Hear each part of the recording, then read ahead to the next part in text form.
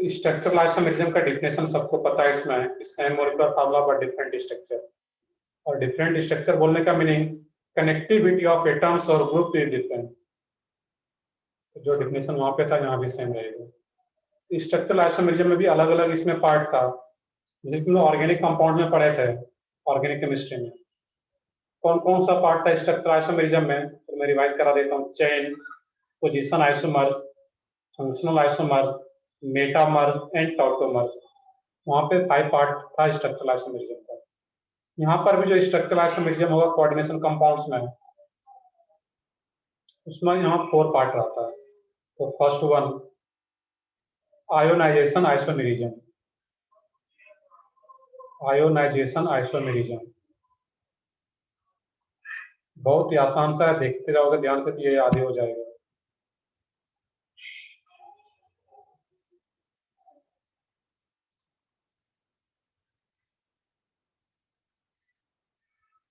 तो देखते हैं, कुछ लोग लेट से कनेक्ट है, तो कुछ लोग ये भी सोच रहे हो कि सर तो आज तो डिस्कशन करेंगे, आज तो थ्योरी पढ़ाएंगे नहीं, तो सिर्फ बस अटेंडेंस बनाने के लिए आ जाना है क्लास में।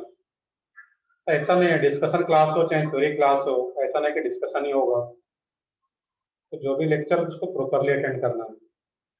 आयोनाइजेशन आइसोमेरिज्म, अब यहाँ पे इसके डिफिनेशन से पहले एक चीज यहाँ पे ये तुम लोग बताओगे कि कोई कॉम्प्लेक्स हो CONH3 होल 6, इसको नोट नहीं करना है, Cl3। अब यहाँ पे स्क्वायर ब्रैकेट के इनसाइड वाले पार्ट को क्या बोलते हैं, याद हो? स्क्वायर ब्रैकेट के इनसाइड में जो है कोऑर्डिनेशन स्फीयर। सही है, बिल्कुल, कोऑर्डिनेशन स्फीयर। और इसके आउटर साइड पार्ट को क्या बोलते हैं? Counter ion.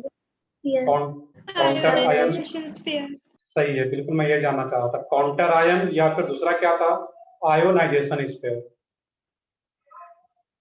ये जो टर्म आ रहा था कि आयोनाइजेशन स्फीयर या काउंटर आयन, ये जो आयोनाइजेशन आइसोमेरिज्म आ रहा था यहीं से आता है, जो कि आयोनाइजेशन स्फीयर या फिर काउंटर आयन। अब इसके डेफिनेशन की बात कर लें। ये टर्म अगर पता है कि जो कोऑर्डिनेशन स्फीयर है, दैट मीन स्क्वायर ब्रैकेट के बाहर का जो पार्ट है, उसको क्या बोलते हैं हम लोग, आयोनाइजेशन स्फीयर या काउंटर आयन। अब यहाँ पे देखने के आयोनाइजेशन आइसोमेरिज्म इसी से रिलेटेड है। यहाँ पे इसका डेफिनेशन लिख लोगे, it arises when a ligand it arises when a ligand is exchanged with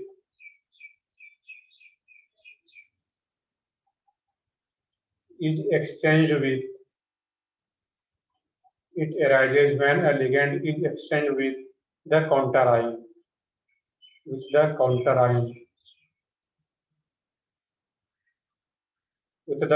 ion, present in the ionization sphere. Understood है? ionization sphere बोलो, present in the ionization sphere.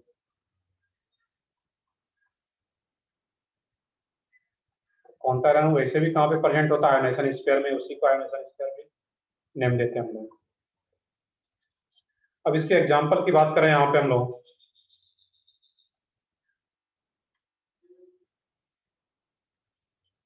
CONH3 whole 4 Cl2Br। अब एक और complex हो यहाँ पे, CONH3 whole 4 ClBr और यहाँ पे Cl आ गया। अब यहाँ पे देखना है कि इस केस में जो कोऑर्डिनेशन नंबर है फर्स्ट कॉम्प्लेक्स का, इसका भी कोऑर्डिनेशन नंबर 6, इसका भी कोऑर्डिनेशन नंबर 6। तो दोनों कॉम्प्लेक्स में डिफरेंस क्या है यहाँ पे, अगर ध्यान से समझो तो दोनों कॉम्प्लेक्स में डिफरेंस ये है यहाँ पे, इसमें काउंटर आयन में कौन सा है, ब्रोमीन, और यहाँ पे काउंटर आयन कौन सा आ गया, Cl। तो एक्चुअल में ये हुआ क्या यहाँ पे, तो जो ये एज ए लिगेंड आ रहा था Cl2, जो भी आयन कोऑर्डिनेशन स्फीयर के अंदर है उसको क्या बोला हम लोग यहाँ पे, लिगेंड। यही Cl2 क्या था, एज ए लिगेंड। अब यहाँ पे 2 Cl में से एक Cl इस ब्रोमीन से एक्सचेंज हो गया, इस Br को जो काउंटर आयन था उसको कोऑर्डिनेशन पेयर के इनसाइड ले आया गया और जो Cl था एज ए लिगेंड उस Cl को बाहर ले आया गया, एक्सचेंज कर दिया गया। When A ligand is exchange with the counter ion, counter ion से एक्सचेंज कर दिया गया है, तो Br इसमें इनसाइड और एक Cl को बाहर लाया गया है। इसी दोनों कंपाउंड के बीच में जो रिलेशन होगा, यहाँ पे क्या हो रहा है, आयोनाइजेशन स्पेयर में जो आयन्स था उसमें एक्सचेंज हो रहा है। इसमें जो काउंटर आयन था वो Br माइनस है, यहाँ पे Cl माइनस। तो काउंटर आयन का एक्सचेंज होने के बाद जो बन रहा है इसमें नया आइसोमर्स, दैट मीन्स दोनों के बीच में रिलेशन क्या होगा, आयोनाइजेशन आइसोमर्स।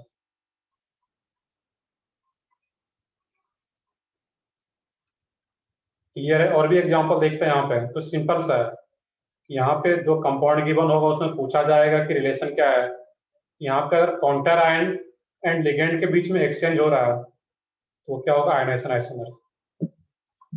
अब इसमें एक ये भी हो सकता है, इस तरह का क्वेश्चन हो, CONH3, सिमिलर टाइप का मैं ले लूँ यहाँ पे Cl2, इस टाइप का कुछ हो इसमें। एक मिनट, इसमें प्लेटिनम का केस ले लो क्योंकि कोबाल्ट जनरली +3 ऑक्सीडेशन स्टेट में रहता है। Platinum NH3 whole 4 Cl2 Br2, और इसमें क्या रहा, P2 NH3 होल 4 Br2 और Cl2। यहाँ पर भी चेक करो सिंपली कि रिलेशन क्या आ रहा है इन दोनों कंपाउंड में। यहाँ पर यहाँ पर भी क्या हो रहा है, जो काउंटर आयन था तुम्हारा Br2, दोनों Br अब क्या बन गए, लिगेंड, और जो लिगेंड था Cl2 वो अब काउंटर आयन बन गया। तो लिगेंड एंड काउंटर आयन के बीच में क्या हो रहा है, एक्सचेंज हो रहा है यहाँ पे। तो जो आयोनाइजेशन स्पेयर का आयन था, यहाँ पे जो आयोनाइजेशन स्पेयर में था काउंटर आयन Br2, वो अब लिगेंड बन गया है यहाँ पे। लेकिन यहाँ भी रिलेशन क्या होगा, ionization isomers, ionization isomers. Clear है? कोई भी क्वेश्चन हो यहाँ पे कि लिगेंड और ionization sphere, that means counter ion के बीच में एक्सचेंज हो रहा है, वो क्या होगा वहां पे, आयोनाइजेशन आइसोमर्स।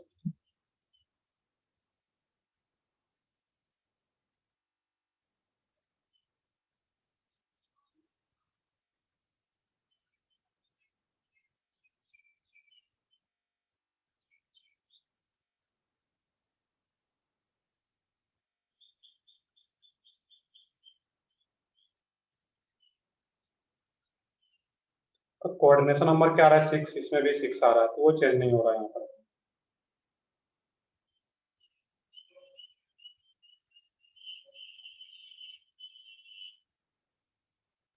तो नोट कर लो जल्दी से यहाँ तक।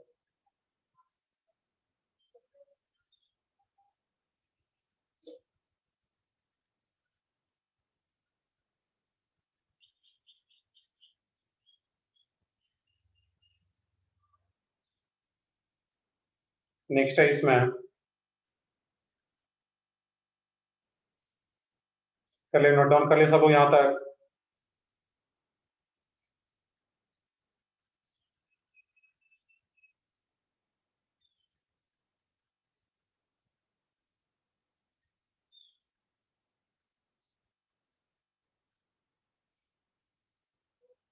तो ठीक है, आगे बढ़ते हैं फिर हम लोग इसमें।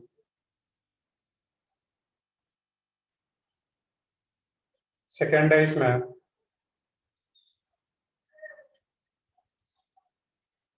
Hydrate isomerism. हाइड्रेट या सॉल्वेट,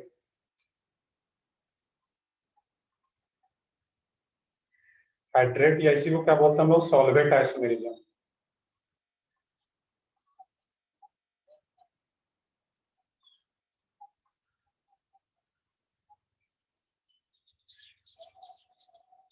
तो जो हाइड्रेट आइसोमेरिज्म होता है ये भी कुछ नया नहीं है, आयोनाइजेशन आइसोमेरिज्म का एक स्पेशल केस है। इसमें फर्स्ट पॉइंट यहाँ पे नोट डाउन भी करना है, it is a special case of, it is a special case of ionization isomerism. Ionization isomerism.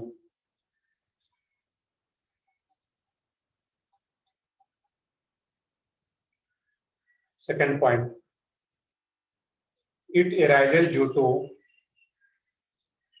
इसी को कंटिन्यू कर सकते हैं यहाँ पे फर्स्ट पॉइंट में। It is a special case of ionization isomerism in which water is exchanged with water, जो ligand है, water is exchange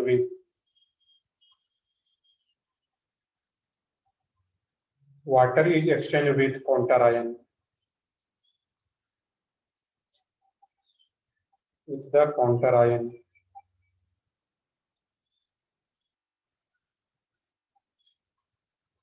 It is a special case of ionization isomerism in which water H2O is exchanged with the counter ion. अब इसके भी example की बात कर लें तो यहाँ पे COH2O होल 6 Cl3। अब यहाँ पे क्या किया जाए, COH2O 5 Cl Cl2 dot H2O। तो यहाँ पे देखने चलो एक एग्जांपल में और ले लेता हूँ इसी में, COH2O होल 4 Cl2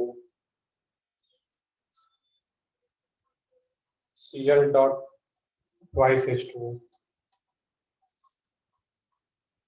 अब यहाँ पे हो क्या रहा है इस केस में, कोऑर्डिनेशन नंबर सबका 6 है, यहाँ भी कोऑर्डिनेशन नंबर 6, यहाँ भी 6 और यहाँ भी कोऑर्डिनेशन नंबर 6 कॉम्प्लेक्स का। यहाँ पे देखने की काउंटर आयन में क्या है, 3 क्लोरीन है, Cl3 है। अब यहाँ पे सेकंड केस में क्या होता है, यहाँ पे कि एक क्लोरीन को अंदर लाया गया कोऑर्डिनेशन स्पेयर में और एक वाटर मॉलिक्यूल को आयोनाइजेशन स्पेयर में लाया गया। इसमें क्या होता है, यहाँ पे है यहाँ पे एक्सचेंज हो रहा है, बट किसके साथ एक्सचेंज हो रहा है काउंटर आयन का, वाटर के साथ। तो हाइड्रेट आइसोमेरिज्म या सॉल्वेट आइसोमेरिज्म का मीनिंग क्या है कि वाटर का अगर एक्सचेंज हो रहा है काउंटर आयन के साथ, उसी को क्या बोलते हैं, हाइड्रेट आइसोमेरिज्म। तो ये फर्स्ट दोनों की बात करें अगर हम लोग यहाँ पे first and second complex compound का, तो दोनों में डिफरेंस क्या है, यहाँ पे 2 Cl है, एक Cl को अंदर लाया गया, यहाँ पे 3 क्लोरीन है और वाटर से एक्सचेंज करके ये बनाया गया। दैट मीन्स के बीच में रिलेशन क्या रहेगा तुम्हारा, hydrate isomerism, hydrate isomer.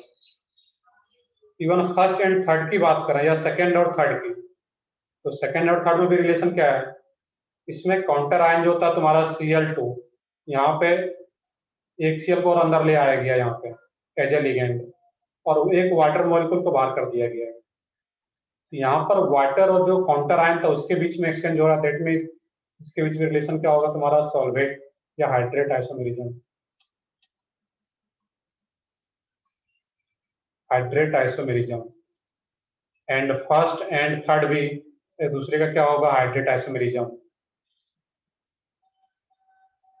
Clear है ये दोनों के सब लोगों को। आयोनाइजेशन आइसोमेरिज्म, तो जो आयोनाइजेशन आइसोमेरिज्म था ये किसी भी लिगेंड्स के बीच में एक्सचेंज हो सकता है। यहाँ पे मैंने Cl भी अगर किस लिया है, बट कोई भी एग्जांपल हो सकता है यहाँ पे, ऐसा नहीं कि हमेशा हेलोजन का ही एक्सचेंज होगा। एक एग्जांपल और भी देखें यहाँ पे, अगर जगह वक्त में लिख लेते हैं यहाँ पे CONO3 NH3 5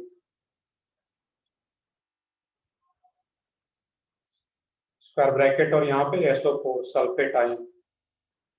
जबकि नेक्स्ट केस यहाँ पे आ जाए CO NH3 5 SO4 और यहाँ पे NO3 आ जाए। इस दोनों कॉम्प्लेक्स में रिलेशन क्या होगा, सॉल्वेट आइसोमेरिज्म या आयोनाइजेशन आइसोमेरिज्म, सोच के बताओ। इस दोनों कॉम्प्लेक्स में अभी दो ही पढ़े हैं, सॉल्वेट एंड आयोनाइजेशन।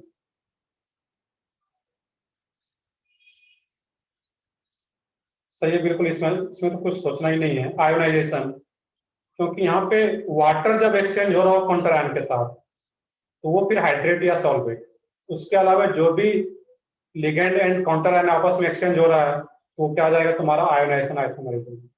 ये भी एक एग्जांपल तुम लोग नोट कर सकते हो आयोनाइजेशन वाले में, थोड़ा सा भी अगर जगह है तो ये रिलेशन क्या आ जाएगा, आयोनाइजेशन आइसोमेरिज्म।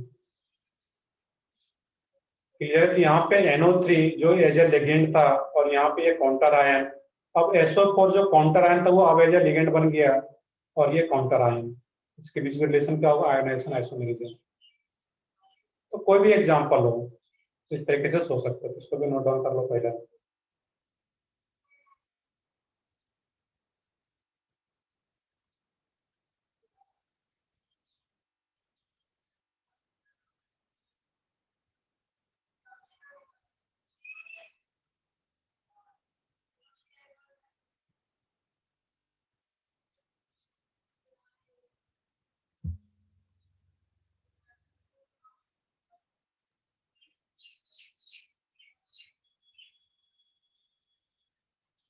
तो ठीक है, आगे बढ़ते हैं फिर हम वो इसमें।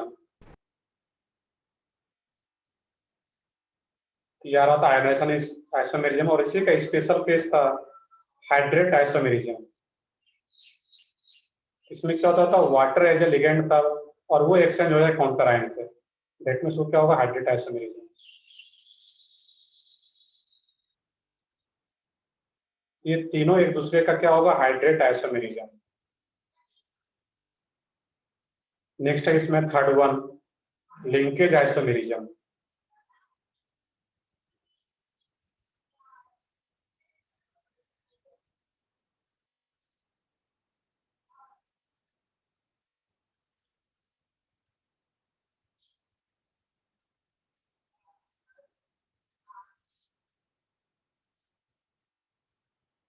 तो आगे बढ़ते नोट डाउन कर चुके हो यहाँ तक।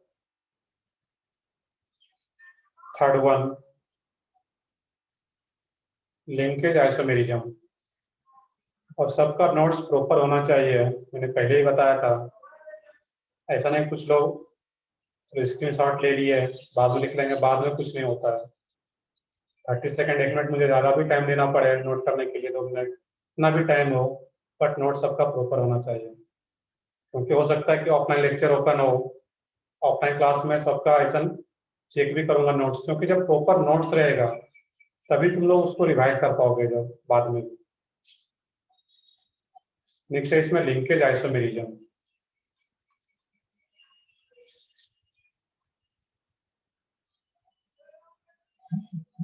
अब ये एक इंपॉर्टेंट आइसोमेरिज्म है यहाँ पर।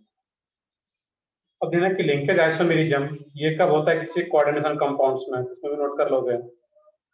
It is shown by complexes, it is shown by complexes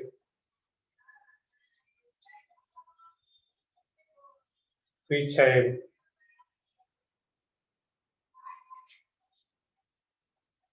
it is shown by complexes which have ambidentate ligands, ambidentate ligands।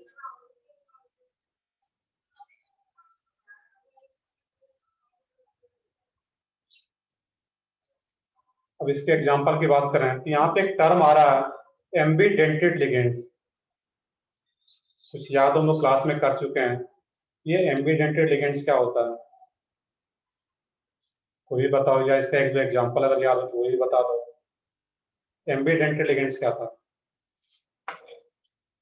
देखो रिवाइज भी करो पीछे जाकर के अगर याद नहीं है, हम लोग फर्स्ट लेक्चर में ही पढ़े होंगे। तो ये सब ना होगा, कुछ लोग इसका डायरेक्ट एग्जांपल बता रहे हो, SCN CN, और एक एग्जांपल था जो कि इंपॉर्टेंट 3 महीने बताया था,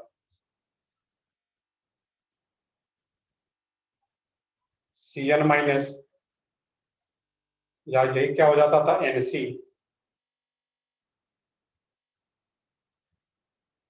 सही है बिल्कुल। अब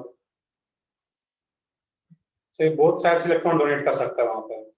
CN माइनस, ये NC माइनस, SCN माइनस, या इसी का दूसरा फॉर्म क्या रहेगा, NCS माइनस।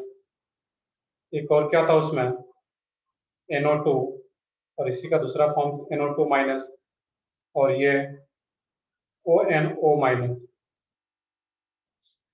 यहाँ पे ये कार्बन के साइड से कनेक्ट हो रहा है, जबकि यहाँ पे क्या होगा, नाइट्रोजन के साइड से। ये नेगेटिव चार्ज कार्बन पे ही होगा इसमें। यहाँ पे ये सल्फर के साइड से कनेक्ट होता है, जबकि ये नाइट्रोजन के साइड से भी कनेक्ट हो सकता है। यहाँ पे नाइट्रोजन के साइड से कनेक्ट हो रहा है, जबकि यहाँ पे ऑक्सीजन के साइड से कनेक्ट हो रहा है। तो एक ही लिगेंड्स में दो डोनर साइट हो, ऐसा नहीं कि एक, ये सब मोनोडेंटेड लिगेंड्स है, ऐसा नहीं कि एक ही साथ दोनों साइड से डोनेट करेगा। किसी कॉम्प्लेक्स में या तो कार्बन के साइड से डोनेट कर रहा है या फिर दूसरे कॉम्प्लेक्स में नाइट्रोजन के साइड से डोनेट करेगा। तो ये मोनोडेंटेड लिगेंड्स है, किसी एक ही साइड से एक कॉम्प्लेक्स में डोनेट करेगा। क्लियर है यहाँ पे है? तो मैं इसमें रिपीट कर देता हूँ, यहाँ पे है।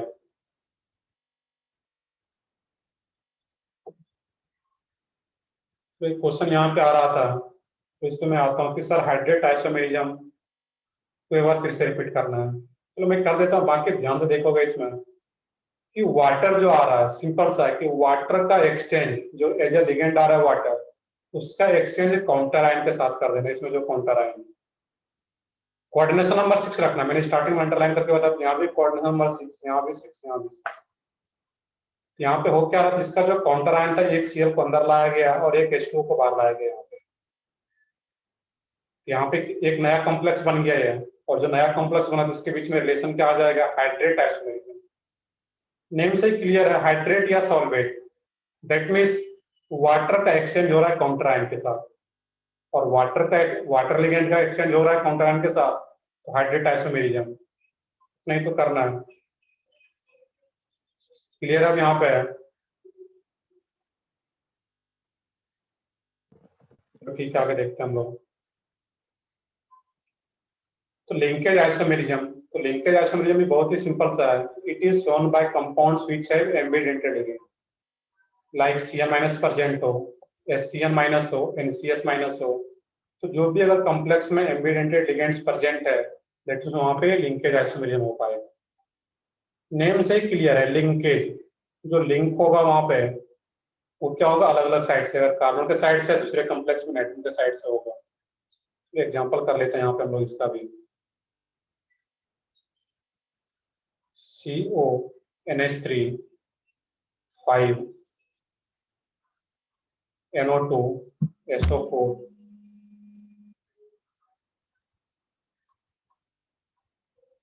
and CONH3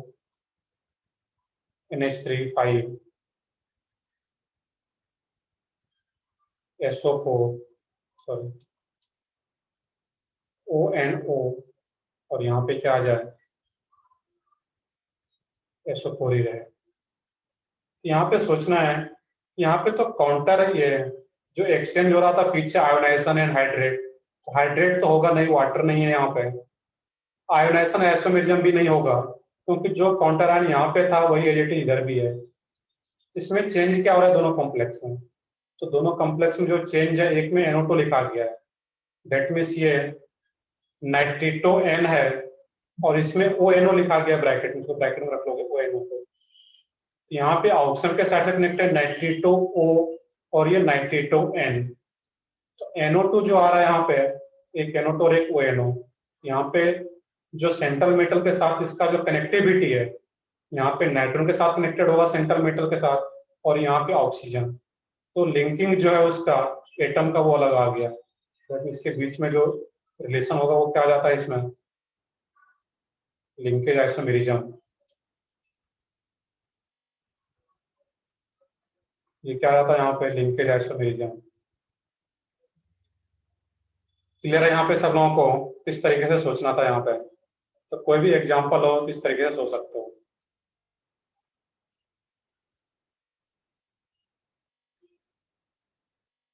तो भी मैं रैंडम सा एग्जांपल लूँ यहाँ पे, SCN ट्वाइस, इस टाइप से ले लो, इसमें SCN Cl NH3 twice and PT NH3 twice Cl NCS। इस दोनों कंपाउंड में रिलेशन क्या रहेगा, तो सब कुछ तो सेम ही आ रहा, बट इसमें SCN था और यहाँ पे क्या गया, NCS। Coordination number, oxidation state सब कुछ सेम है, तो चेंज जो हो रहा है सिर्फ जो एम्बेडेड लिगेंड्स है वो चेंज हो रहा है, यहाँ पे SCN और यहाँ पे NCS। इसके बीच में रिलेशन क्या होगा यहाँ पे, लिंकेज आइसोमेरिज्म।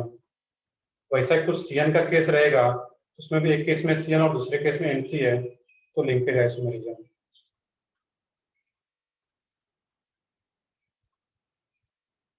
क्लियर है सबको यहाँ पे? तो ये जिनको भी पता होगा कि एम्बेडेड लिगेंड्स क्या है और सब लोगों को पता होना चाहिए, तो वहां पे लिंकेज आइसोमेरिज्म हो पाएगा।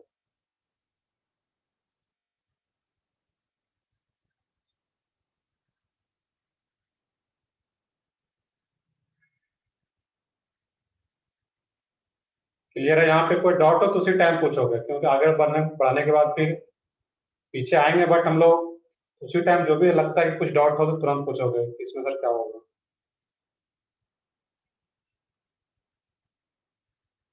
बट जैसे मैंने स्टार्टिंग में बताया था, ये पार्ट इसका आसान सा है, आइसोमेरिज्म वाला।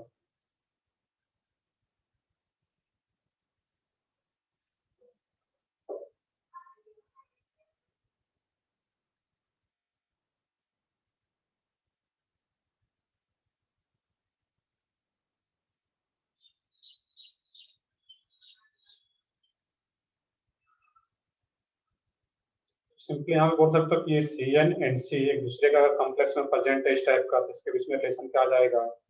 Linkage isomerism.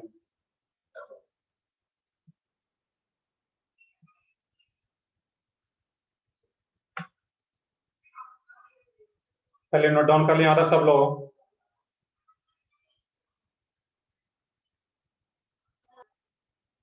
No sir, 1 minute. चलो नोट कर लो।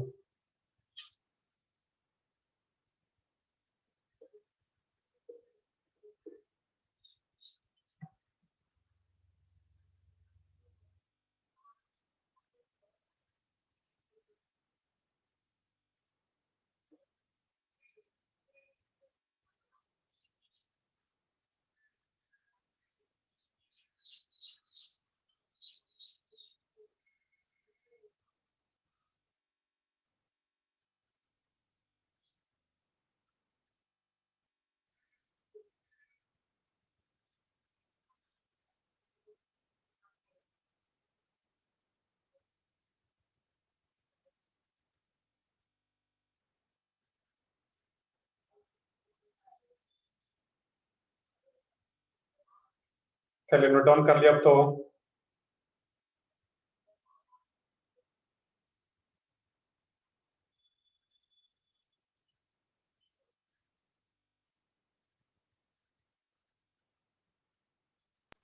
हाँ सर। तो ठीक है, आगे बढ़ते हैं फिर हम लोग इसमें। फोर्थ है कोऑर्डिनेशन आइसोमेरिज्म।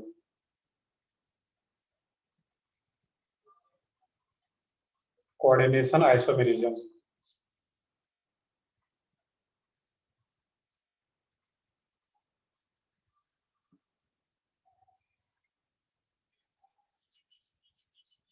अब देखना कि कोऑर्डिनेशन आइसोमेरिज्म में क्या होता है, इसका भी एक पॉइंट सिंपल सा ये भी, it is shown by complexes. It is shown by complexes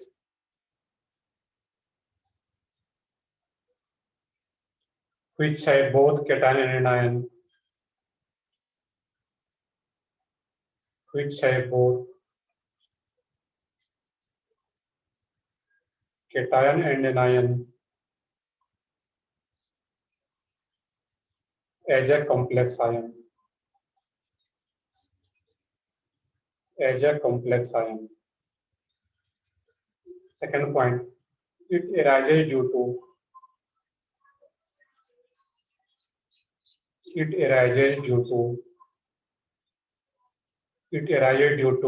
ligands are exchanged with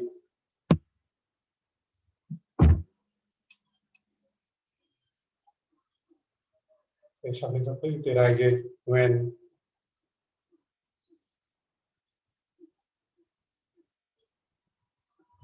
ligands are exchanged between the ions.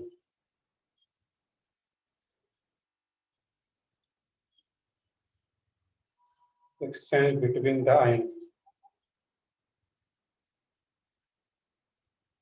A complex ion.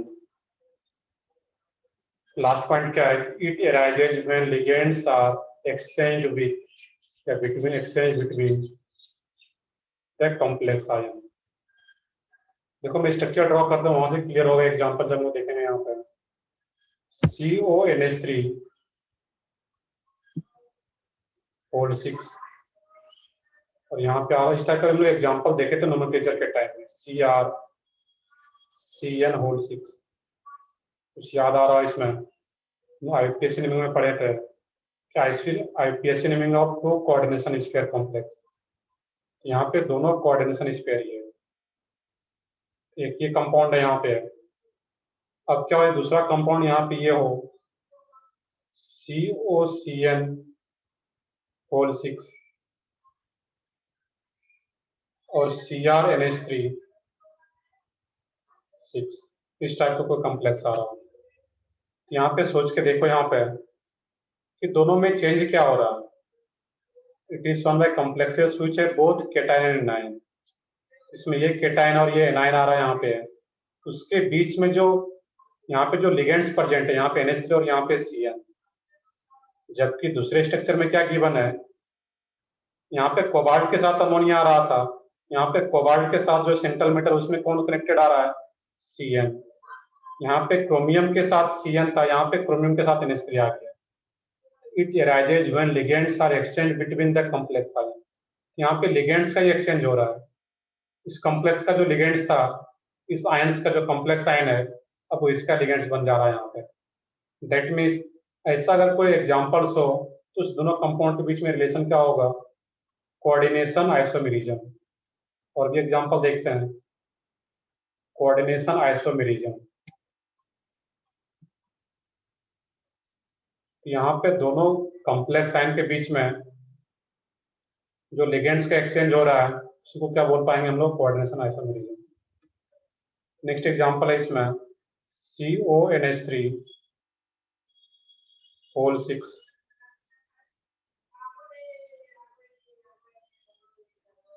CrSCN whole 6 and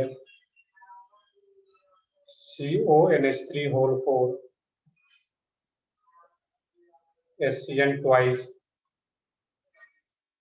और ये रहे तुम्हारा CrSCN4 NH3 ट्वाइस। इस type का कुछ आ रहा है यहाँ पे।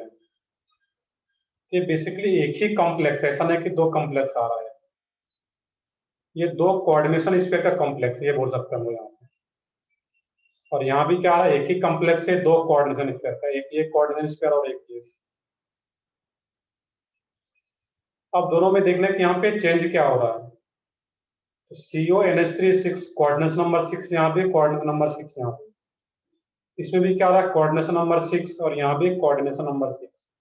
तो जो एक्सचेंज हो रहा है यहाँ पे क्या था, इस केस में SCN6 था क्रोमियम के साथ और कोबाल्ट के साथ 6NH3 लिगेंड। यहाँ पे कोबाल्ट के साथ 4NH3 आ रहा है, 2 SCN आ गया, दैट मीन इसका 2 लिगेंड्स और इसका NH3 के साथ एक्सचेंज हो रहा है। दैट मीन इस दोनों कॉम्प्लेक्स के बीच में रिलेशन क्या होगा यहाँ पे, कोऑर्डिनेशन आइसोमेरिज्म। तो सब जितना भी लिगेंड्स है सबका सब चेंज हो सकता है, या कुछ यहाँ पे दो एक्सचेंज करा रहे हैं। यहाँ पे 6 SCN था क्रोमियम के साथ, 2 इधर शिफ्ट हो गया कोबाल्ट की तरफ, और इसका 2 NH3 जो था वो शिफ्ट हो गया इधर, एक्सचेंज हो गया। तो कोऑर्डिनेशन आइसोमेरिज्म।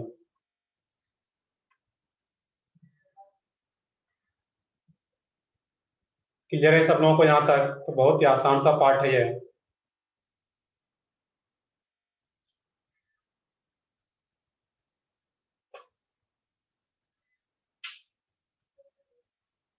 इन्हें को कोई डाउट हो तो अभी तुरंत बताओ यहाँ पे।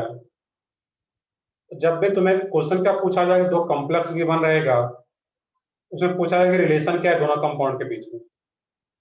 यही चार ही इसमें, चार ही टाइप का आता है, आयोनाइजेशन, सॉल्वेट या हाइड्रेट, थर्ड था लिंकेज आइसोमेरिज्म, और फोर्थ वन कोऑर्डिनेशन आइसोमेरिज्म। तो कोऑर्डिनेशन आइसोमेरिज्म तभी होगा जब दो, एक ही कॉम्प्लेक्स में दो कोऑर्डिनेशन स्क्वायर हो, दोनों आयंस क्या हो, कॉम्प्लेक्स आयन हो।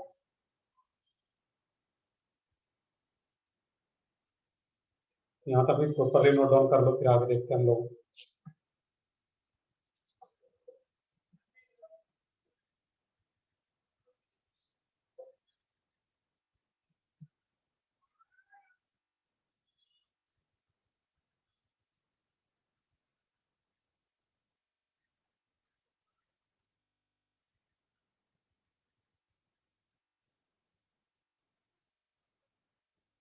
तो ये हम लोग देख रहे थे स्ट्रक्चरल आइसोमेरिज्म।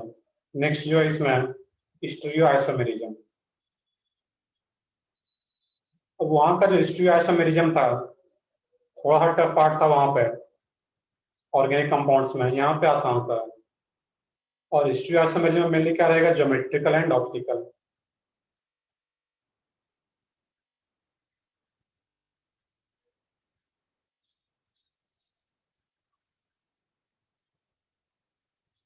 ये तो ऐसा टॉपिक है, थोड़ा सा ध्यान से देखोगे तो ये याद ही होता चला जाएगा, बाद में फिर दोबारा रिवाइज की भी जरूरत नहीं है।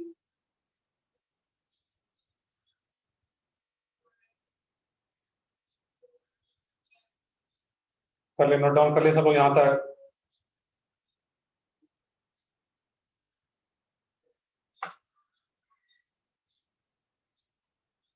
तो ठीक है। और तुम लोगों को एक एग्जाम पाठक सर बताए भी होंगे, चाहे ग्रुप पे मैसेज किए थे, केवीपीवाई का। तो वो भी तुम लोगों को देना है। ये एग्जाम जो है, डेट अगर देखे होगे केवीपीवाई का 7 नवंबर को है। उस टाइम तक तुम्हारा 90% के आसपास सिलेबस कवर हो जाएगा। या एवन सर आवाज अटक रहा है। वॉइस ब्रेक हो रहा है, बाकी लोग भी बताओ।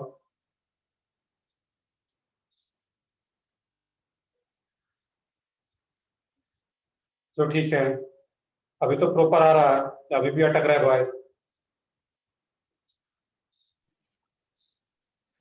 Yes sir. Yes, sir. Voice break हो रहा है अभी भी? Yes sir. बीच बीच में तो बता रहे सर, बीच बीच में ये फ्लक्चुएट होता है। एक मिनट वेट करो इसमें।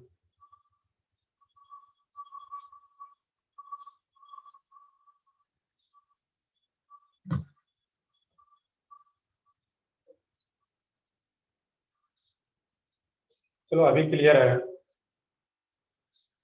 मैं यहाँ पे ये बता रहा था कि केवीपीवाई का जो एग्जाम है 7 नवंबर को है, तो सब लोगों को देना है। इसका कुछ बेनिफिट्स वगैरह पता है कि क्या होता है केवीपीवाई का एग्जाम? कुछ लोगों को शायद पता हो।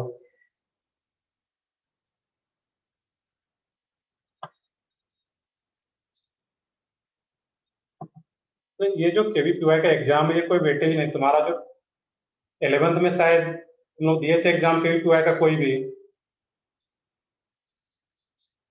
बता, कोई एक जो दिए होगे एग्जाम केवीपीवाई का, 11th में भी तो होता है और 12th में भी देना है। चलो ठीक है, इनको नहीं पता है इसमें। तो केवीपीवाई का एग्जाम जो रहेगा तुम्हारा, ऐसा नहीं कि तुम्हें अलग से इसके लिए कुछ प्रिपरेशन करने की जरूरत है। इसके लिए तुम्हें जो तुम पढ़ाई कर रहे हो यहाँ पे, इसी को बस अच्छे से करना है। केवीपीवाई का जो एग्जाम होगा तुम्हारा, सेम सिलेबस है तुम्हारा, 12th का सिलेबस है, उसी से रहेगा। चाहे फिजिक्स हो, केमिस्ट्री हो, बायो हो, सब इसी से रहेगा तुम्हारा, जो यहाँ पे हम लोग पढ़ रहे हैं। तो बस इसी को थोड़े से अच्छे से करना है, और जब फॉर्म फिलअप करना और फाइनली एग्जाम देना है। ऐसा नहीं सर इसके लिए अलग से कुछ करना है क्या? नहीं, बिल्कुल भी कुछ नहीं करना। बट जो लोग नीट के लिए यहाँ से जो लोग अच्छे से तैयारी कर रहे हो, फिजिक्स हो, केमिस्ट्री, बायो, वो अगर अच्छे से है तो इसके लिए भी सफिशियंट है, इसलिए अलग से कुछ नहीं करना है। बाकी अगर इसका एग्जाम देते हो तो उसका कुछ बेनिफिट है। ISR में भी एडमिशन हो सकता है तुम्हारे, एक बेंगलोर में कॉलेज है, उसमें अगर साइंटिस्ट बनना चाहो तो वो कर सकते हो। या फिर अगर इसका एक बेनिफिट ये भी है कि जब तक तुम एमबीबीएस करोगे, जब तक तुम ऑनर्स कर रहे होगे एमबीबीएस, तो उसमें भी कुछ स्टाइपेंड टाइप से मिलते रहता है, 4,000 या 5,000 पर मंथ के हिसाब से। तो बहुत ही आसान से, मतलब थोड़ा सा अगर मेहनत करोगे तो ये एग्जाम भी क्रैक कर सकते हो। थोड़ा सा टफ तो जरूर होता है, बट क्रैक कर सकते हो। पिछली बार मैंने नासिक में शायद 2 या 3 बच्चे क्रैक किए थे। उससे पिछले साल 5 से 6 बच्चे के भी क्रैक किए थे। जी एंड मेडिकल मिलाकर के बात करें, उसमें से 3 बच्चे मेडिकल वाले ही थे, तुम लोगों के जैसे ही थे। देखे भी होगे पोस्टर, वहां पे सेंटर पे गए होगे, तो दैट मीन्स तुम लोग भी कर सकते हो। और सिलेबस कुछ भी डिफरेंट नहीं है, सेम सिलेबस आता है जो नीट का सिलेबस है। कुछ पार्ट थोड़ा सा शायद इसमें मैथ्स वगैरह भी होता है, बट तुम लोगों को शायद उसमें ऑप्शन चूज करना रहता है। फिजिक्स केमिस्ट्री बायो का। बाकी वो पाठक सर ज़्यादा एक्सप्लेन करेंगे। कभी सेशन अगर रखते हैं KVQI पे बेस्ड, तो सेशन में सारा कुछ एक्सप्लेन किया जाएगा। बट मैं बस इतना बताना चाह रहा हूँ कि इसके लिए कुछ अलग से नहीं रहता। यहाँ पे जो प्रिपरेशन कर रहे हो उसी से इसका भी तुम्हारा प्रिपरेशन हो जाएगा KVQI का।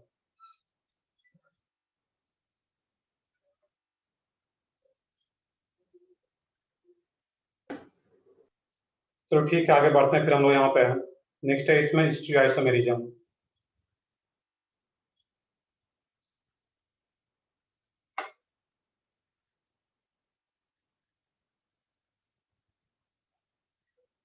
History isomerism in coordination compound.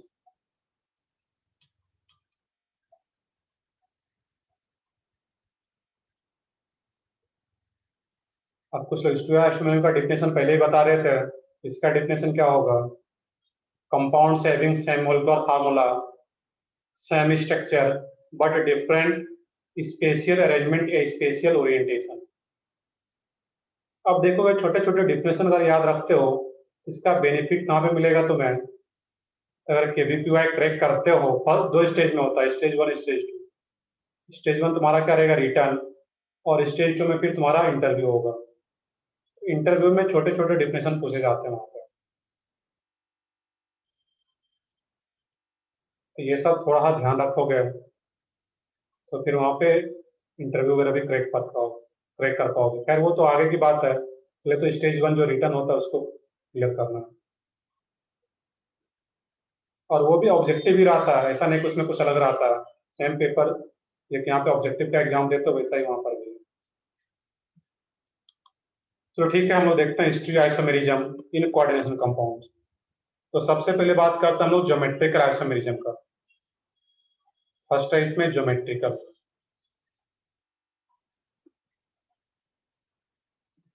Geometrical isomerism.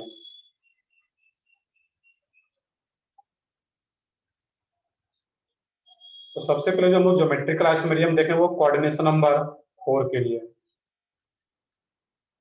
Coordination number 4। अब देखना कि कोऑर्डिनेशन नंबर 4 है तो उसमें क्या क्या प्रोबेबिलिटी, उसका जो ज्योमेट्री होगा वो क्या क्या हो सकता है। कोऑर्डिनेशन नंबर 4 अगर आ रहा है किसी कॉम्प्लेक्स का, टेट्राहेड्रल एंड स्क्वायर प्लेनर, दोनों केस आ सकता है वहां पर, टेट्राहेड्रल एंड स्क्वायर प्लेनर।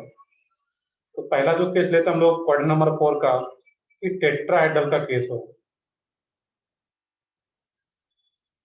अभी तो वॉइस प्रॉपर आ रहा है सब लोगों को?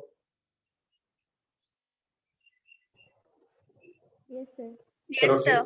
चलो ठीक, हम लोग कंटिन्यू करते हैं फिर। टेट्राहेड्रल। अब टेट्राहेड्रल के केस में देखें यहाँ पे हम लोग की कोई भी यहाँ पे मेटल आ रहा है, यहाँ पे है। अब L1 हो, L2 हो, L3 हो, समझ लोगे, पहले उसके बाद नोट डाउन करना है यहाँ पे। L4 हो। अब इस केस में होता है क्या यहाँ पे है कि central metal ligands L1 L2 L3 L4, यहाँ भी किसी भी दो लिगेंड के बीच में L1 M L2, इसके बीच का एंगल क्या आ रहा है तुम्हारा यहाँ पे? 109.5। टेट्राहेड्रल है, ये क्या होगा? 109.5। ये भी एंगल क्या होगा? 109.5। L1 M L2 के बीच में 109.5, L1 L4 के बीच में क्या होगा एंगल? 109.5। अब सोच के बताओगे कि L1 M L3 के बीच का एंगल क्या होगा? L1 नहीं, L1 M L3 के बीच का एंगल 3D में सोचना है।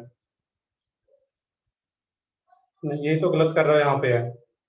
सो मेरे चार्ट फॉर डिफरेंट पेन यहाँ पे शायद अवेलेबल नहीं है। इसमें सोचने का तरीका ये है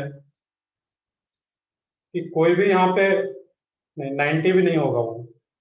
एक्चुअल में अगर एक सेंट्रल एटम रखो यहाँ पे है, मान लो कि ये एंगल आ रहा है यहाँ पे, मेरे पास दो ही पेन यहाँ पे अभी अवेलेबल है। यहाँ पे देखो कि कोई भी जो एंगल है यहाँ पे दिखने में लग रहा है कि ये L1 M L3 180 आ रहा है। ये कब होता 180? जब एक ही प्लेन में होता। ये तो एक प्लेन में है ही नहीं है। टेट्राहेड्रल क्या होता है? 3D फिगर होता है। और जब ये 3D फिगर है तो L1 L2 109.5, ये भी 109.5, और L1 L3 that means even L1 L4 ये L3 L4 तो जितने भी लिगेंड्स है सबके बीच का एंगल जो है यहाँ पे वो 109.5 ही होता है। और एंगल्स आर जिसके बीच किसी भी दो के बीच में देखो L1 L2 L1 L4 L2 L4 किसी भी दो लिगेंड्स एंड सेंट्रल मेटल जो मेटल आ रहा है उसके बीच का एंगल क्या होगा यहाँ पे 109.5। यहाँ पे मैं एंगल स्टार्ट लिख लूँ L1 M L3 ये भी क्या तुम्हारा है 109.5। क्लियर है यहाँ पे है। इसमें ये नहीं सोचना है कि सर ये L1 M L3 तो स्ट्रेट लाइन जैसा दिख रहा है। मैंने प्लेन में दिखाया बट एक्चुअली ये प्लेनर फिगर है ही नहीं, टेट्राहेड्रल है। जब 3D में सोचोगे तो फिर यहाँ पे 109.5 आ पाएगा। क्लियर है, कंफ्यूज नहीं होना यहाँ पे। अगर मैं L2 M L4 की भी बात करूँ कि एंगल क्या रहेगा यहाँ पे L2 M L4 ये भी 109.5 है। 109. क्लियर है यहाँ पे। ये 3D में सोचोगे 109.5 किसी भी बीच का एंगल अगर देखो किसी भी दो लिगेंड्स एंड सेंट्रल मेटल। अब मान लो कि यहाँ पे अब ऐसा कुछ हो जाए M L2 L1 L4 L3। अब यहाँ पे अगर क्वेश्चन पूछा जाए कि L1 L3 के बीच का एंगल क्या यहाँ ये है, किसी के भी किसी दो के बीच में बोलो और भी इसको एक्सटेंड कर दो इस टाइप से। एक मिनट वेट करो। इसमें इसमें क्या करो यहाँ पे तुम L3 को रख लो इधर, L4 रख लो यहाँ पे। अब यहाँ पे अगर एंगल पूछा जाए कि L1 M L4 और यहाँ पे L1 M L4 के बीच का एंगल क्या है 109.5। यहाँ पे पूछा जाए सेकंड स्ट्रक्चर में एंगल L1 M L4 ये कितना होगा यहाँ पे, सही बिल्कुल वो भी क्या रहेगा 109.5। तो यहाँ पे कंक्लूजन निकल के ये आता है कि लिगेंड्स को अगर किसी भी पोजीशन से चेंज भी कर दें, यहाँ पे L2 को ऊपर लेके L1 को नीचे लाए तो अगर चेंज भी कर देते हैं यहाँ पे तो अभी भी जो एंगल है वो अभी भी 109.5 ही रहेगा। तो अगर चेंज भी करते हैं तो एंगल किसी का चेंज नहीं होता है। दैट मीन्स पोजिशन यहाँ पर भी क्या इक्विवेलेंट। तो टेट्राहेड्रल केस में यहाँ पे एक पॉइंट लिख लेना यहाँ पे कि all positions are equivalent. all positions are equivalent equivalent बनने के लिए अगर इसको चेंज भी करते हैं L1 L2 को तो ये स्ट्रक्चर सेम ही है तुम्हारा, कुछ भी डिफरेंट नहीं है यहाँ पे। इवन ओरिएंटेशन जो आ रहा था, जो अरेंजमेंट है लिगेंड्स का वो भी सेम है, एंगल सेम आ रहा है वहां पे। All positions are equivalent in tetrahedral. और जब सारा पोजिशन डिफरेंट है इक्विवेलेंट है यहाँ पे तो कोई भी ज्योमेट्रिकल आइसोमेरिज्म शो नहीं करेगा। So no geometrical isomers, no geometrical isomers, कोई भी ज्योमेट्रिकल आइसोमर्स नहीं आएगा यहाँ पे। क्योंकि जब हम लोग लिगेंड्स का पोजीशन चेंज करते हैं कुछ नया स्ट्रक्चर मिलेगा तभी तो हम लोग बोलेंगे नया ज्योमेट्रिकल स्ट्रक्चर बन रहा है। यहाँ पे तो अगर लिगेंड्स का पोजीशन चेंज भी करते हैं तो अभी भी एंगल जो है बॉन्ड एंगल वो सेम ही आ रहा है। दैट में हम लोग क्या बोलते हैं all positions are equivalent in tetrahedral.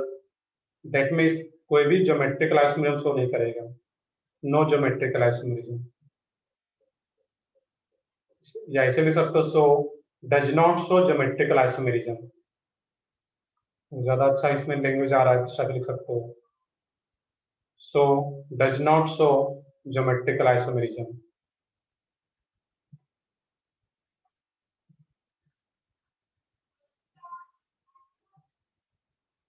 Geometrical isomerism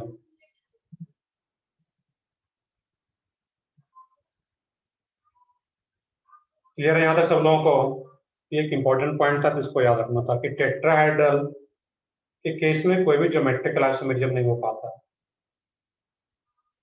अब इसको यहाँ तक नोट डाउन कर लो सब लोग। एक ये स्ट्रक्चर भी ड्रॉ कर लो, मैंने पोजीशन चेंज करके बताया, आप इसको भी ड्रॉ कर लो साइड में।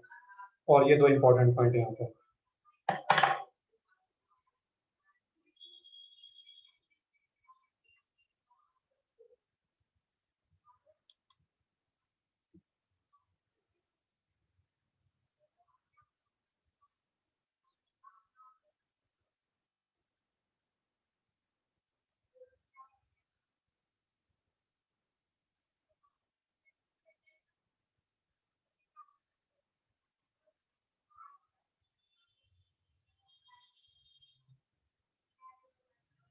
तो इसको नोट डाउन करो।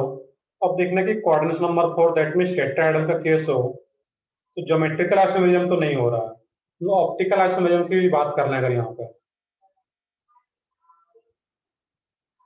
ऑप्टिकल आइसोमेरिज्म, अभी हम लोग ऑर्गेनिक कंपाउंड्स का पढ़े तो यहाँ पे क्लियरली और समझ सकते हो।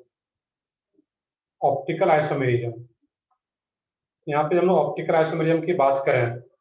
अब यहाँ पे सोचोगे ध्यान से कि टेट्राहेड्रल का केस है, यहाँ पे L1, L2, L3 और यहाँ पे चारों डिफरेंट ना लेकर के यहाँ पे L3 एक और ले लिया जाए। अब सोचना है कि यहाँ पे जो सेंट्रल मेटल है, वहां पे जैसे ऑर्गेनिक में सोचते थे कि कार्बन था, यहाँ पे मेटल है L1, L2, L3 और ये भी L3 है। यहाँ पे सोच के बताओगे कि इस कॉम्प्लेक्स में प्लेन ऑफ सिमेट्री है या नहीं है, कोई भी एक बताओ इसमें। इस कॉम्प्लेक्स में ये जो स्ट्रक्चर है इसमें प्लेन ऑफ सिमेट्री है या नहीं है। सही है बिल्कुल, क्वेश्चन का आंसर यूएस है। चलो अनम्यूट करके बताओ इसमें किसको प्लेन मानोगे जो कि प्लेन ऑफ सिमेट्री आ रहा है, बताओ अनम्यूट करके बताओ इसमें। L1, L1 M L2। बिल्कुल करेक्ट है सब लोगों को। ऐसा अगर सोचो तो यहाँ पे आसान हो जाता है optical isomerism. L1 M L2 को प्लेन मान दो, कट करोगे ये तो प्लेन में ही आ जाएगा, बच गया तुम्हारा L3 और L3, इसका मिरर इमेज इधर दिख जाएगा यहाँ पे।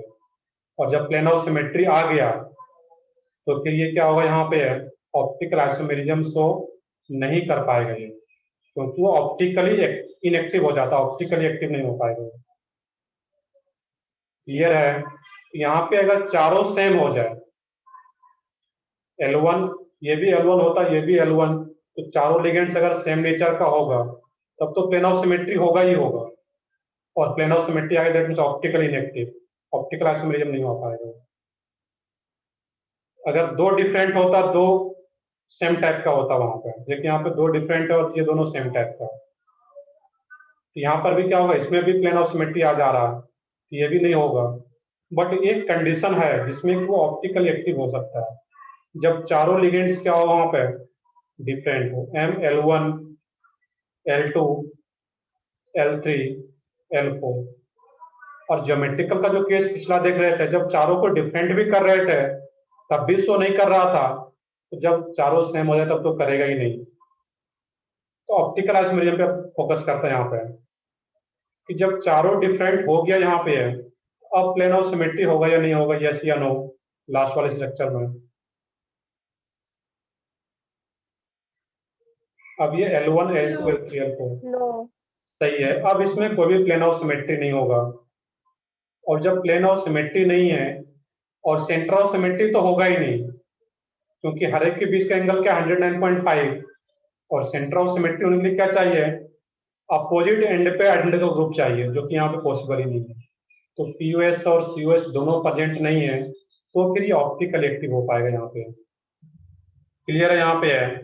तो ऑप्टिकल आइसोमेरिज्म टेट्राहेड्रल केस में शो करने के बस एक ही कंडीशन है, in case of tetrahedral optical isomerism,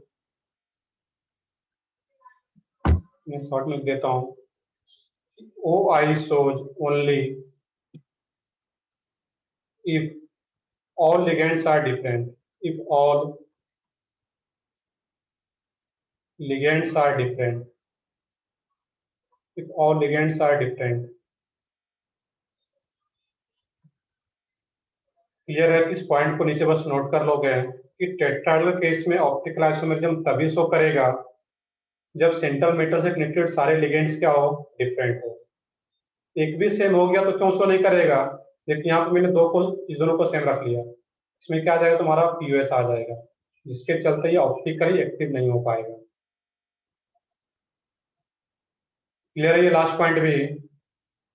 तो ज्योमेट्रिकल आइसोमेरिज्म तो शो ही नहीं करता है टेट्राहेड्रल में, ऑप्टिकल आइसोमेरिज्म सिर्फ एक केस में शो करता है, जब ऑल लिगेंड्स आर डिफरेंट, क्योंकि ये कायरल सेंटर, जब सारा डिफरेंट हो तो कायरल सेंटर की तरह सोच सकते हो इसको। यहाँ पे इसमें कायरल सेंटर आ रहा है इस केस में, और एक कायरल सेंटर है तो ऑप्टिकल एक्टिव हो पाता है।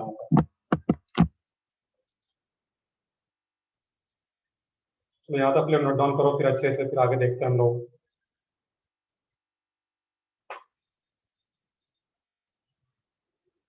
तो थोड़ा सा कंसेप्ट यहाँ पे हिस्ट्री आइसोमेरिज्म का यूज हो रहा है, तो थोड़ा सा अगर कंसेप्ट पता है तो यहाँ पे सारे आगे जो भी पढ़ेंगे हम लोग वो और क्लियरली समझ पाओगे।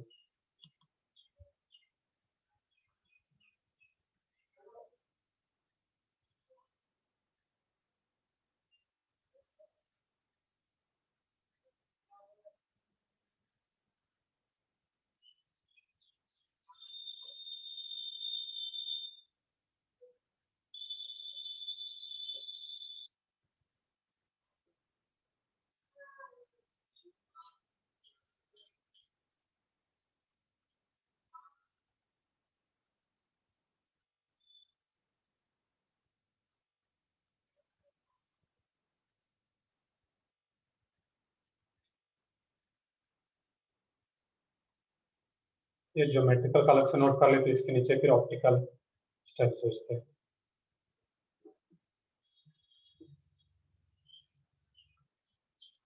यहाँ पे कोऑर्डिनेट ऑप्टिकल आइसोमेरिज्म shows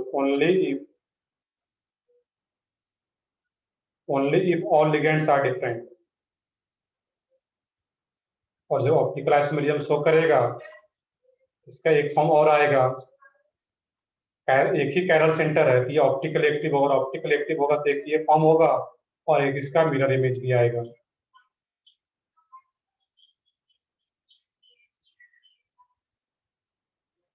इसका एक मिरर इमेज भी आएगा और दोनों के बीच में रिलेशन क्या होगा इस कंपाउंड और इसके मिरर इमेज के बीच में? एनांसियोमर। सही है सब? enantiomer, सही है बिल्कुल। वो रिलेशन क्या आ जाता है इनांसियोमर्स का। बहुत सेफ्टी स्टेप से याद रखना है यहाँ पे कि एक ही कैरल सेंटर हो। इनांसियोमर्स क्या होता था, दो ऑप्टिकल एक्टिव कंपाउंड के बीच के रिलेशन को बताता था, तो रिलेशन क्या आ जाता है इनांसियोमर्स।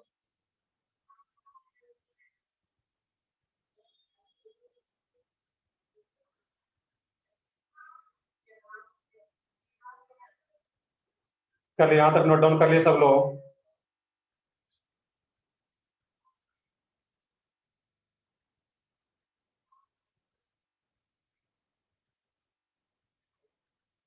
तो ठीक है, आगे देखते हैं फिर हम लोग इसमें। अब कोऑर्डिनेशन नंबर 4 में पहला केस क्या था, टेट्राहेड्रल। ज्योमेट्रिकल आइसोमेरिज्म तो शो ही नहीं करेगा टेट्राहेड्रल केस में, ऑप्टिकल आइसोमेरिज्म सिर्फ एक कंडीशन में शो करेगा, और लिगेंड्स क्या हो, डिफरेंट हो। नेक्स्ट केस है इसमें कोऑर्डिनेशन नंबर 4 का ही सेकंड केस, स्क्वायर प्लेनर।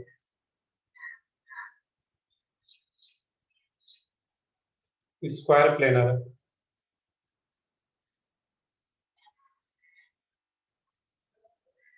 अब स्क्वायर प्लेनर की बात करें यहाँ पे तो M L1 एक ही प्लेन में ही है, L2 L3 और ये क्या तुम्हारा L4।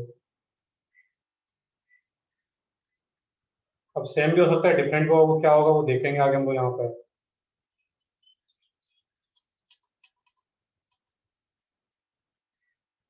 देखो ये रेक्टेंगल जैसा दिख रहा है बट ये एक्चुअल में क्या स्क्वायर है ये। अब ये जो तुम्हारा स्क्वायर आ रहा है यहाँ पे, अब इसमें देखना कि ये प्लेनर है। अब मान लो कि यहाँ पे L1 L2 के बीच का एंगल क्या है, यहाँ पे 90 डिग्री। L1 L4 के बीच का एंगल क्या होगा, M L1 L4, L1 M L4 के बीच का L1 M L4 ये 180 आएगा, क्योंकि ये सही है बिल्कुल, ये 180 क्योंकि एक प्लेन में आ रहा है और प्लेन में अपोजिट आ रहा है तो ये 180, ये एंगल क्या होगा तुम्हारा 180। ये तुम लोग देख लिए। अब इसमें सोचना है कि ये जो प्लेनर मॉलिक्यूल है यहाँ पे, ये ऑप्टिकल आइसोमेरिज्म शो करेगा या नहीं करेगा। पहले हम ऑप्टिकल की बात कर लेते हैं। इसमें प्लेन ऑफ सिमेट्री है या नहीं है, यस या नो?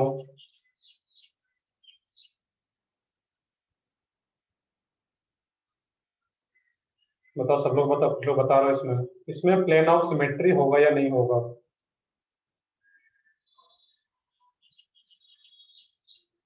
देखो अब यहाँ पे क्या होता है इस केस में, यहाँ पे जो लिगेंड्स है सब डिफरेंट है, बट प्लेनर मॉलिक्यूल है, मान लो कि XY प्लेन है, जो भी प्लेन है, तो कोई भी प्लेनर मॉलिक्यूल हो उसमें हमेशा एक प्लेन ऑफ सिमेट्री एग्जिस्ट करता है, और वो कैसे रहेगा, अलोंग द प्लेन।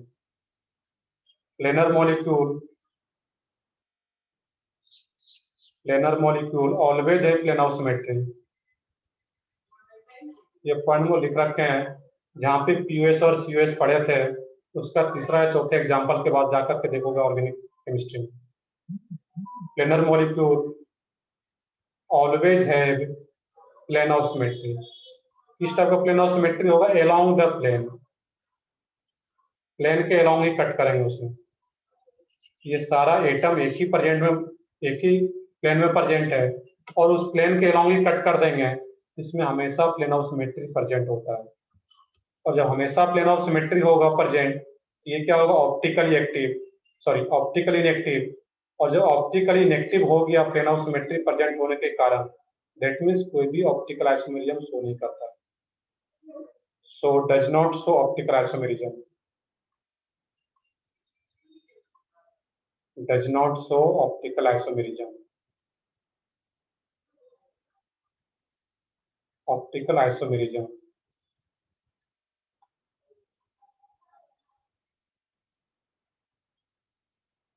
क्लियर है यहाँ तक? ये है क्योंकि प्लेनर मॉलिक्यूल है, नेम में ये स्क्वायर प्लेन है, तो प्लेनर मॉलिक्यूल में हमेशा प्लेन ऑफ सिमेट्री प्रेजेंट होता है। वो कैसे रहेगा, अलोंग द प्लेन, प्लेन के अलोंग। और जब प्लेन ऑफ सिमेट्री है, so square planar complex does not show optical isomerism, कभी भी ऑप्टिकल आइसोमेरिज्म शो नहीं करता। क्लियर है यहाँ पे? है नेक्स्ट है इसमें ज्योमेट्रिकल आइसोमेरिज्म, क्योंकि ज्योमेट्रिकल आइसोमेरिज्म का इसमें डिफरेंट केस आता है, इसीलिए ऑप्टिकल आइसोमेरिज्म शो नहीं करता है। मैंने ऑप्टिकल आइसोमेरिज्म केस पहले देख लिया यहाँ। अब यहाँ पे देखना है, जब ज्योमेट्रिकल आइसोमेरिज्म की बात करें यहाँ पे हम लोग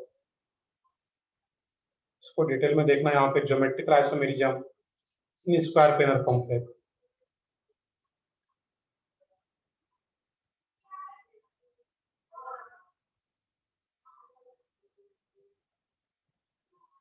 अब यहाँ पे सोचोगे कि ज्योमेट्रिकल आइसोमेरिज्म ये शो करेगा नहीं करेगा। इसमें अभी L1 L2 के बीच का एंगल क्या है, 90 डिग्री। अब यहाँ पे L2 और L4 के बीच में अगर एक्सचेंज कर देते हैं, तो L2 क्या आएगा, तुम्हारा इधर आ जाएगा, और जैसे L2 इधर आ जाएगा इस तरीके से, M L1 L2, इसको यहाँ पे L4 लिख लो, L3 और ये L2। यहाँ पे L1 L2 के बीच में एंगल 90 डिग्री, और यहाँ पे L1 M L2 के बीच का एंगल क्या है, 180 डिग्री। यहाँ पे जो स्पेशियल ओरिएंटेशन है वो डिफरेंट हो रहा है। यहाँ पे L1 L2 same side 90 degree पे है, और यहाँ पे L1 L2 अपोजिट आ गया, 180 पे आ गया। तो L1 L2 यहाँ पे सेम साइड, तो L1 L2 के रेस्पेक्ट में AC, और L1 L2 के रेस्पेक्ट में क्या आ जाएगा, यहाँ पे ट्रांस अपोजिट आ गया। यहाँ पे डिफरेंट ओरिएंटेशन, डिफरेंट अरेंजमेंट मिल रहा है, दैट मीन्स यहाँ पे ज्योमेट्रिकल आइसोमेरिज्म पॉसिबल होगा। क्लियर है यहाँ तक? ये कौन कौन सा केस होगा कि कैसे शो करे तो आगे पार्ट देखेंगे, बट इतना भी यहाँ पे सोचना है कि इसमें ज्योमेट्रिकल आइसोमेरिज्म पॉसिबल है, डिफरेंट अरेंजमेंट पॉसिबल है इसमें कॉम्प्लेक्स का।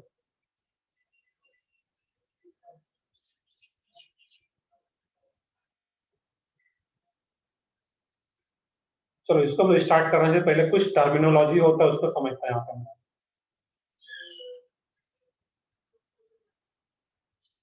जो आगे हम इसमें यूज करेंगे। वो नीचे कंटिन्यू करोगे टर्मिनोलॉजी। अब यहाँ पे कहीं भी अगर लिखा रहे तो मैं फर्स्ट स्मॉल में ए लिखा रहे, ABCDEF, ये क्या इंडिकेट करता है, तुम्हारा मोनोडेंटेड लिगेंड्स को। समझते हैं इसको, मोनोडेंटेड लिगेंड।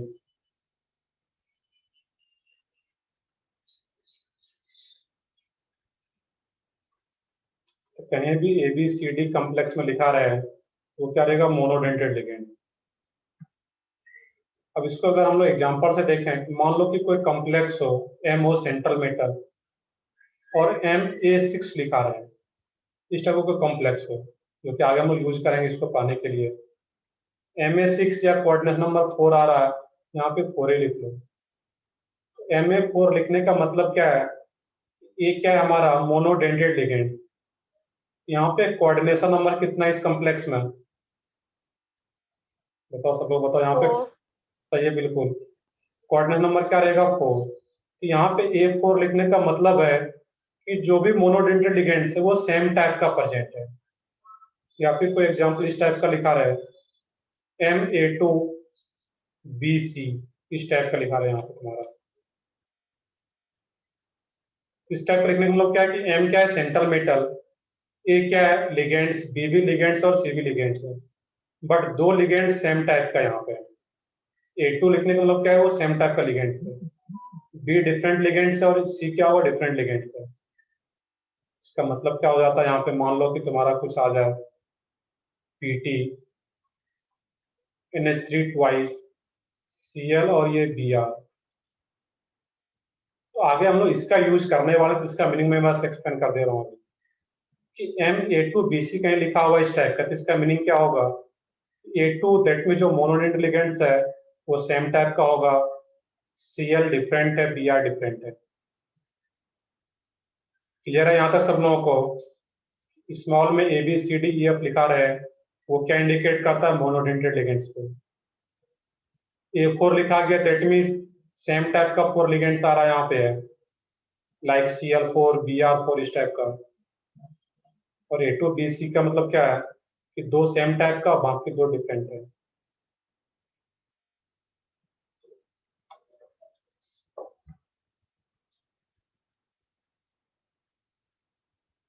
इसको भी नोट कर लो, टर्मिनोलॉजी कुछ 2-3 पॉइंट्स और है, उसको हम लोग समझेंगे आगे इसमें।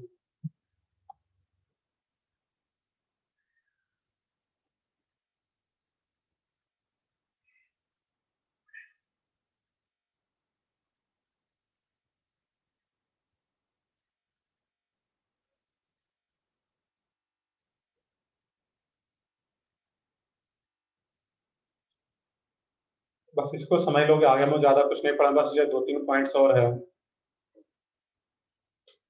कर ले यहाँ तक, नोट डाउन कर लिए सब लोग।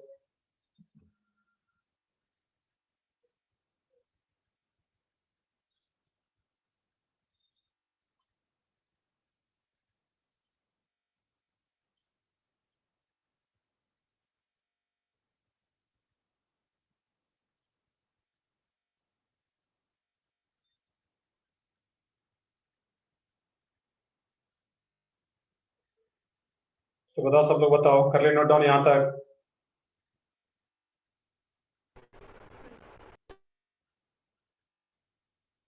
तो ठीक है, आगे बढ़ते हैं फिर हम लोग। सेकंड पॉइंट इसी में, अब कहीं पे अगर इस टाइप से लिखा रहे A कैपिटल में, या फिर B और B इस टाइप से कहीं लिखा रहा है, ये क्या रिप्रेजेंट करता है, बाइडेंटेड लिगेंड। और वो भी किस टाइप का, A लिखा है that mean symmetrical bidentate ligand. Symmetrical bidentate ligand,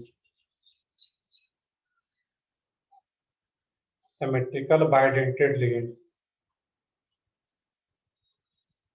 इसका एग्जांपल क्या लिखोगे, इसमें से क्या आ रहा था तुम्हारा, H2N CH2 CH2 NH2, ethylene diamine या इथेन 1,2 डायमीन। ये क्या था, पहले से पता है कि क्या बाइडेंटेड लिगेंड्स है। किस टाइप का रहेगा, तो ये सिमेट्रिकल। क्यों सिमेट्रिकल, क्योंकि इसमें सिमेट्रिसिटी आ जाता है, पूरे मॉलिक्यूल को ट्रिपल हाफ में डिवाइड कर रहा है, इसको अगर एक प्लेन मानते हो, और एक हाफ दूसरे हाफ का मिरर इमेज भी रहता है, दैट इसको क्या बोलते हैं, सिमेट्रिकल बाइडेंटेड लिगेंड। ये क्या था, EN इथिलीन डायमीन या OXO ऑक्सिलेट आयन हो यहाँ पे, C double bond O, C double bond O, O minus O minus. ये भी तुम्हारा क्या रहेगा इसमें, बाइडेंटेड लिगेंड्स है, सिमेट्रिकल बाइडेंटेड लिगेंड्स है। इसको इंडिकेट कैसे किया जाता है, जब भी A लिखा रहे या B और B टाइप से लिखा रहे, तो उसका क्या मीनिंग होता है, सिमेट्रिकल बाइडेंटेड लिगेंड। क्लियर है। थर्ड में यहाँ पे ये दोनों एग्जांपल क्या रहता है, सिमेट्रिकल बाइडेंटेड लिगेंड्स का। ये क्या EN और ये क्या तुम्हारा ओ एक्स ऑक्सिलेट आयन, जो ऑलरेडी क्लास में लिख चुके हैं। थर्ड है, इसमें अगर इस टाइप का कुछ लिखा रहा है ए बी और सी डी टाइप का, दैट मीन्स ये ए बी, तो कैपिटल में अगर ए बी लिखा रहा है या सी डी लिखा रहा है इस टाइप से, इसका मीनिंग क्या होता है, ये भी बाइडेंटेड लिगेंड्स, बट वो क्या होता है unsymmetrical bidentate ligand, unsymmetrical bidentate ligands. और अनसिमेट्रिकल बाइडेंटेड लिगेंड्स जो आ रहा है यहाँ पे है, इसका क्या एक एग्जांपल से मैं इसको भी एक्सप्लेन करूँ, CH2 C double bond O minus NH2, इस लिगेंड्स का नेम क्या था, इनको याद हो तो बताओ इसमें।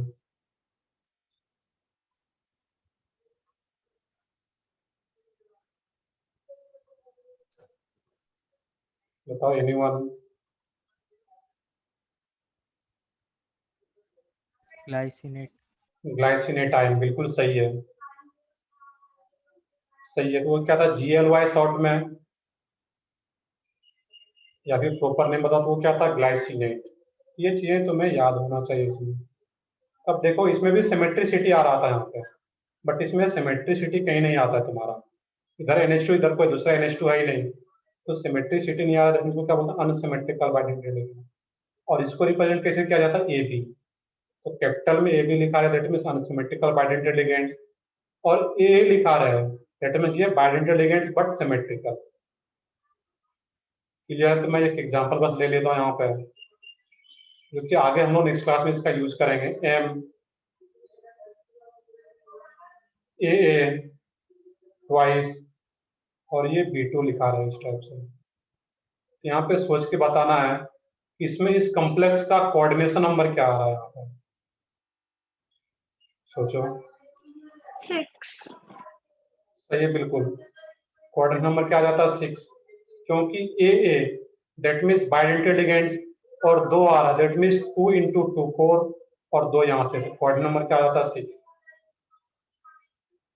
क्लियर है। यहाँ पे इसका एग्जांपल क्या रहेगा इस टाइप का, अगर मैं लूँ एक यहाँ पे COEN ट्वाइस Cl2, और यहाँ पे पॉजिटिव चार्ज है, इस पे चार्ज आ सकता है नहीं भी सकता है, इसको हम जनरलाइज कर रहे हैं। तो यहाँ पे क्या आ रहा है CO, A लिखने का मतलब क्या था यहाँ पे EN सिमेट्रिकल बाइडेंटेड लिगेंड जो कि ऊपर आ रहा था, और B2 क्या था जो हम पीछे लिखे थे स्मॉल में ABCD लिखा हुआ है, वो क्या रिप्रेजेंट करता है मोनोडेंटेड लिगेंड्स को, यहाँ पे ये मोनोडेंटेड लिगेंड्स और ये बाइडेंटेड सिमेट्रिकल।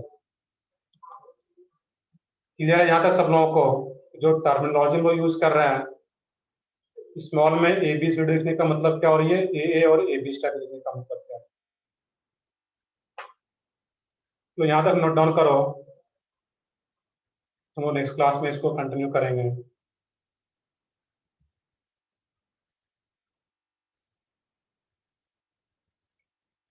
तो आगे भी जो हम लोग पढ़ेंगे बहुत ही आसान सा पार्ट ही है, आज के लेक्चर में वैसा कुछ था नहीं जो कि समझ में नहीं आया, बहुत ही सिंपल सा टॉपिक था आइसोमेरिज्म।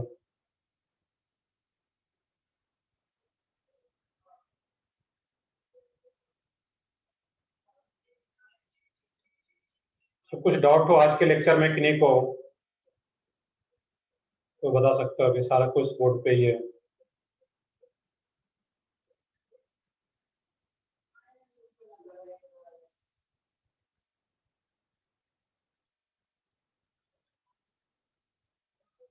तो ठीक है, ये तो हम लोग टर्मिनोलॉजी अलग से पढ़ रहे थे, तो नेक्स्ट क्लास में जो हम लोग कंटिन्यू करेंगे वो क्या रहेगा, geometrical isomerism in square planar complex.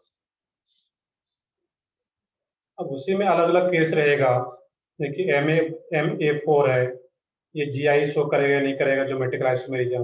MA2BC है, इस टाइप का कोई कॉम्प्लेक्स हो तो वो GI शो करेगा नहीं करेगा, तो नेक्स्ट क्लास में लोग समझ पाएंगे इसको डिटेल में।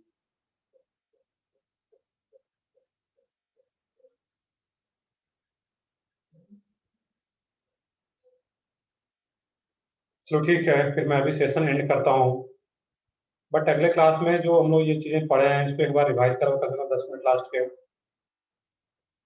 कल लेक्चर मेरा कल ही है, कल ही क्लास है,